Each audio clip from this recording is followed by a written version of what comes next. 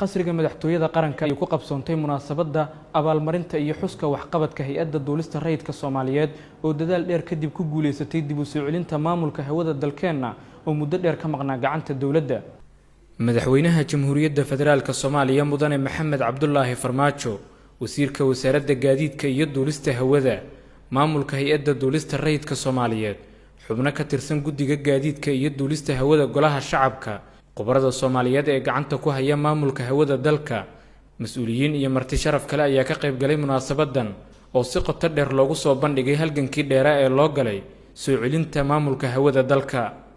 mudane Axmed Macalin Xasan, maareeyaha guud ee hay'adda duulista rayidka, oo madaxweynaha warbixin ka siiyay dadaalkii dheeraa ee loo galay soo celinta maamulka hawada, ayaa soo bandhigay guulaha hay'addu ka gaartay horumarinta qalabka lagu hago diyaaradaha isticmaala hawada dalka.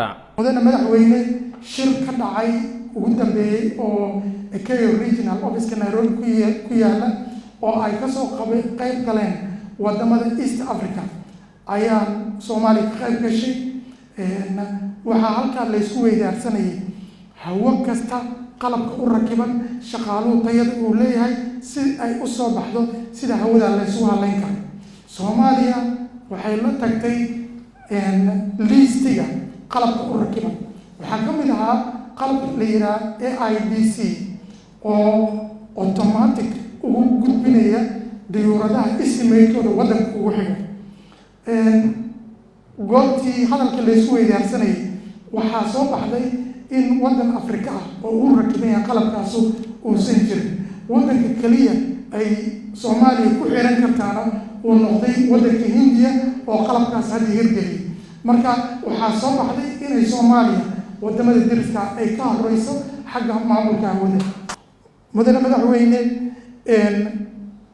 hawada Soomaaliya maamulkeeda marka la isu keeno wuxuu ka kooban yahay shaqaale tababaran oo xirfad leh, qalab casri ah iyo shuruucdii. wasiirka wasaaradda gaadiidka iyo duulista hawada xukuumadda federaalka Soomaaliya oo madaxweynaha jamhuuriyadda kaga mahad celiyay doorkii uu ku lahaa soo celinta hawada dalka ayaa warbixin ka siiyay hanaanka shaqo ee garoonka Aadan Cadde iyo dib u dhis lagu wado qaybo ka mid ah garoonka. mudane madaxweyne, diyaarado badan ayaana soo weydiistay inay waddanka yimaadaan. Ethiopian Airlines sida la socotiin security-gooda waa wadamada ugu horeeya diyaaradaha dhinaca aviation security. markii ay halkan yimaadeen waxay la yaabeen oo ku qanceen oo runtii ay rumaysan waayeen amniga airportka ka jiro, process-ka la maro. waxay markiiba na weydiisteen sida sharcigu ku qornaa in 2 maalin ay yimaadaan. process dheer kadib markii aan dhameynay waxay bilaabeen inay maalin kasta ay yimaadaan ay naga soo codsadeen. mudane madaxweyne, airportka ballaarin aad u weyn ayaa hadda ka socota. diyaaradaha parking-kooda Cabdi Ashkir wuxuu ku kala lahaa subaxii si uu kala diro si ay u kala baxaan sababtoo la isku soo gaari karo. garoonku uu yar yahay, falaagyadu way badan yihiin, dad aad u badan ayaa yimaada, diyaarada aad u badan ayaa yimaada. hadda waxaa airportka ku kordhi doono in ka dhow nus diyaaradaha hadda inta imaatay in ka badan 150 ayay qaadi doontaa hadduu Ilaahay ka raali noqdo. madaxweynaha jamhuuriyadda federaalka Soomaaliya mudane Maxamed Cabdullaahi Farmaajo ayaa mas'uuliyiinta iyo howlwadeennada wasaaradda gaadiidka iyo hay'adda duulista kaga mahad celiyay dadaalka badan ee ay ku bixiyeen soo celinta maamulka hawada dalka.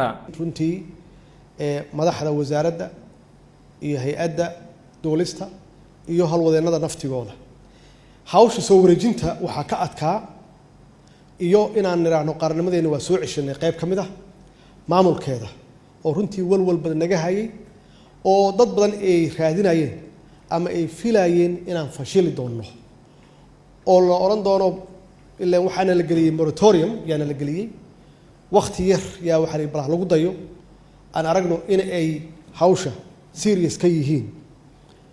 madaxweynaha jamhuuriyadda ayaa ugu dambeyn bilad guddoonsiiyay wasiirka wasaaradda gaadiidka mudane Maxamed Cabdullaahi Salaad Omar oo ku mutaystay dadaalkii dheeraa iyo halgankii uu u galay dib u soo celinta maamulka hawada dalkeena. sidoo kale madaxweynuhu waxa uu shahaado sharaf ku maamuusay howlwadeennada wasaaradda iyo sidoo kale hay'adda duulista oo iyaguna door muuqda ku lahaa dib u soo celinta maamulka hawada dalkeena. How do you read me? 28 Diseembar 2017 ayuu madaxweyne Maxamed Cabdullaahi Farmaajo si rasmi ah xariga uga jaray xarunta maamulka hawada Soomaaliya oo waqtiga wixii ka dambeeyay si toos ah looga maamulo isticmaalka hawada dalkeena. Tallaabadaasi ayaana muujisay dib u soo kabashada awoodii dawladnimo ee Soomaaliya. Shucayb Maxamed, warbaahinta qaranka, Villa Soomaaliya.